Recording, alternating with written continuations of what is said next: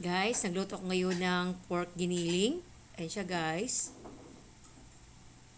Yan, luto na siya. Lagyan ko lang ito siya guys ng patatas, carrots, red bell pepper, at saka green peas.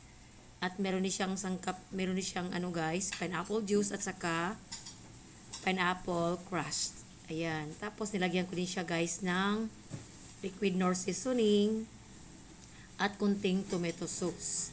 Kaya ganyan ang kanyang kulay. Tapos meron siyang magic sarap. Tapos kunting salt. Tapos ginisa ko siya guys sa tawag dito ay itong garlic at saka onion. Yan, bago ang pork giniling. Bago ang ground pork. Yan siya guys, luto na siya. So, kalamian ni guys, humot kaayo. Yan, ulam to ng dalawang bata ngayong lunch. Yan, kasi dalawa lang naman silang kakain ito guys.